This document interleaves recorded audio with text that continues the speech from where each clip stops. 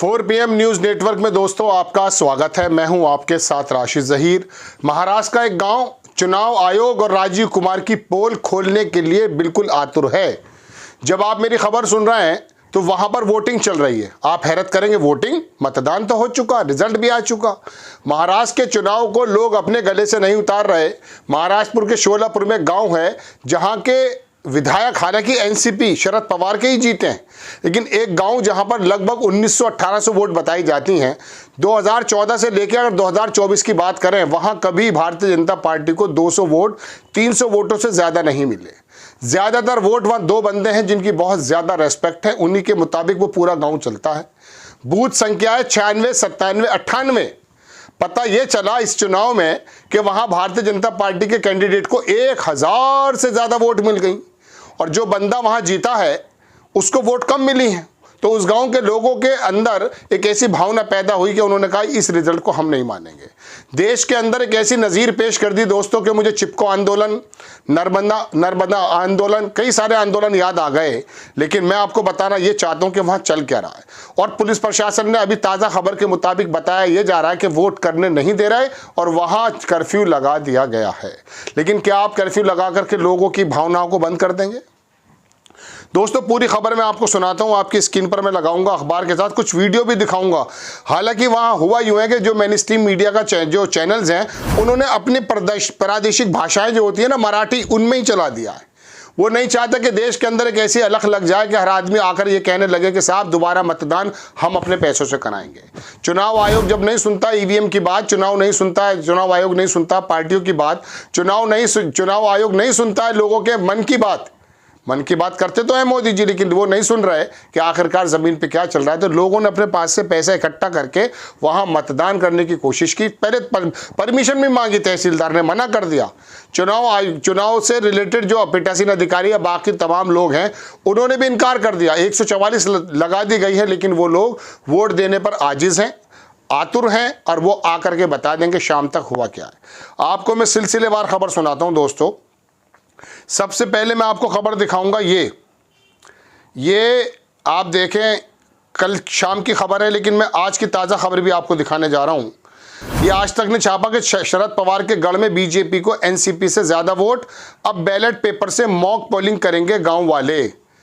आप ये देख लीजिए, इसने पूरी बात लिखने में थोड़ी सी जो है कंजूसी की है। ये गाँव है मरकटवाड़ी। दरअसल शरद पवार की एनसीपी का अच्छा प्रभाव है, लेकिन विधानसभा चुनाव में मालशिरस सीट, ये विधायक सीट है, वहां से जीते हैं। मालशिरस सीट से एनसीपी एसपी के उम्मीदवार उत्तम राव जानकर को 843 वोट मिले और विपक्षी बीजेपी के उम्मीदवार राम सातपुते को 1003 वोट मिले। अब इस गांव के सरपंच और शरद पवार के समर्थकों ने ईवीएम से पड़े वोट को सत्यापित करने के लिए बैलेट पेपर से मॉक पोलिंग कराने का फैसला किया है।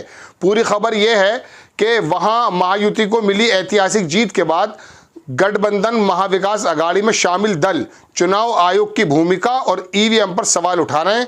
ईवीएम की गड़बड़ी का आरोप लगाते हुए उद्धव ठाकरे, मल्लिकार्जुन खड़गे, शरद पवार पार्टी ने निर्वाचन आयोग से देश में बैलेट पेपर से मतदान, इसको छोड़ दीजिए, लंबी बात नहीं करनी है, छोटी बात बतानी है आपको।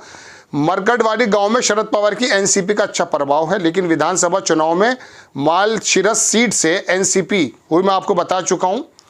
आप देखें ये कि 3 दिसंबर को, यानी कि आज जब आप मेरी खबर सुन रहे हैं, मॉक पोलिंग कराने का फैसला लिया ताकि यहां ये जांचा जा सके कि वास्तविक नतीजे ईवीएम की मदद से कुछ वोटों को मैनेज किया गया है या नहीं। 23 नवंबर को नतीजे आए थे। सरकारी अधिकारियों ने इस प्रक्रिया की निगरानी तहसीलदार से कराने की मांग की, लेकिन उन्होंने ऐसा करने से इनकार कर दिया। बाद में ग्रामीणों ने खुद ही जांच पड़ताल करने की तैयारी की। इसके पीछे की सच्चाई क्या है? उन्हें संदेह है कि भाजपा उम्मीदवार के पक्ष में ईवीएम की मदद से अधिक वोट डलवाए गए हैं। मालशिरस सीट से मोहिते पाटिल परिवार का अच्छा प्रभाव है। लोकसभा चुनाव से पहले धैर्यशील मोहिते ने एनसीपी एसपी से हाथ मिला लिया और माड़ा निर्वाचन क्षेत्र से सांसद बने। इस सीट पर उत्तम राव जानकर ने एनसीपी एसपी के टिकट पर चुनाव लड़ा। उन्होंने बीजेपी के राम सातपुते को 13,000 वोटों से हरा दिया था। ये विधायकी की बात कर रहा हूं। अब मरकटवाड़ी गांव में किसी भी तरह के भ्रम और कानून की स्थिति को बचने के लिए जिलाधिकारियों ने 144 लागू कर दी है। सुबह 7 बजे से यानी कि आज 6 बजे तक ये वोटिंग मॉक पोल किया जाएगा। अब इसके अलावा आप ये देखिए आज की ताज़ा खबर क्या है। पहली बात तो मैं आपको छोटा सा वीडियो दिखाना चाहता हूँ कि ये वीडियो देखेंगे आप। ये एक साहब है, उन्होंने कहा people of market Wadi Solapur are waiting for tomorrow. ये कल की खबर है, ये आप वीडियो देख सकते हैं। ये आज तक का जो वहाँ का महाराष्ट्र का चैनल है लैंग्वेज प्रादेशिक, उसने खबर ली है। तमाम लोग ये बोल रहे हैं। छोटा सा वीडियो ये भी दिखा देता हूँ आपको। लेकिन अब ताज़ा खबर की तरफ मैं आपको लेकर चलना चाहता हूँ। ताज़ा खबर ये है जनाबे वाला कि सोलापुर गांव के बैलेट पेपर से किया वोटिंग, प्रशासन ने लगाया कर्फ्यू, बढ़ा तनाव। जानिए पूरा मामला। पूरा मामला वही है जो मैंने कम शब्दों में आपको बता दिया है। एक गांव के अंदर 2014 में, 2019 में, 2024 में, जब भी इलेक्शन हुए हैं, इस गांव में भारतीय जनता पार्टी को 200, 250, 300 वोट मिला है। अब की बार इस गांव के 3 बूथ की उन्होंने अपना आप पैसा इकट्ठा किया और कहा कि हम इस रिजल्ट से संतुष्ट नहीं हैं। बहुत से लोगों ने बहुत सारी बातें लिखी हैं, वो भी मैं आपको बताऊं, लेकिन मैं तो एक्चुअली अपनी ही बात आपको बताना चाहता था कि हो क्या रहा है। आप देखें दोस्तों, ये अखिलेश यादव की तरफ से किसी ने बताया कि Samajwadi Party should also conduct mock poll in at least 50 village where bypoll happen. मतलब वो चाहते हैं कि 50 गांव में, वो भी जो बाईपोल में इलेक्शन हुए हैं वहाँ, वो चाहते हैं the people of Solapur Maharashtra have shown the way political parties sitting on opposition. मैं एक बात की माफ़ी आपके सामने मांगना चाहता हूँ कि महाराष्ट्र के लोगों को मैंने थोड़ा ये कह दिया कई जगह कि थोड़ा मैं शहर में रहा कि वहाँ थोड़ा अवेयर, लेकिन ये शोलापुर के गाँव के लोग पूरे देश को अवेयर करना चाहते हैं। ये कैसी अलग जला देना चाहते हैं कि किसी ज़माने में आपको चिपको आंदोलन मालूम है, वो पेड़ को काटने का जब लोग चिपकना शुरू कर दिया था उत्तराखंड में किसी जगह, शायद 71 की बात है गालिबन, या 73 की बात है, तो उस ज़माने में फिर केंद्र सरकार को वन से पेड़ों को काटने पर लगानी पड़ गई थी पाबंदी। नर्मदा आंदोलन, गंगा मुक्ति आंदोलन, कई सारे आंदोलन देश में। जेपी का आंदोलन तो आप भूले नहीं होंगे, बिहार से क्या हुआ था। बहरहाल इस तरह से लोगों ने एक अलग जला दी है, जिससे भारतीय जनता पार्टी और चुनाव आयोग शायद सख्ते में है, परेशान है। ये रिजल्ट अगर निकल करके आ गया शाम तक, हालांकि कर्फ्यू लगा दिया गया, अब आप ये बताइए आपके अंदर उन्होंने उनके ऊपर 25 लोगों पर नोटिस भी दे दिए गए। लॉ एंड ऑर्डर का कोई इशू नहीं है, पूरा गांव जानता है एक दूसरे को और अच्छी तरह से जानता है किसका वोट कहाँ जा रहा है। वो लोग अगर अपना काम कर रहे हैं, आपको दिक्कत क्या है। आपसे पहले इजाज़त मांगी गई, आपने इजाज़त नहीं दी। एक फिल्म आई थी धर्म अधिकारी दिलीप कुमार की, पुराने ज़माने में, उसमें दिलीप कुमार ने बड़ी शानदार हिंदी बोली है। उस गांव के अंदर पुलिस नहीं आती थी, उसका अपना ही संविधान चलता था।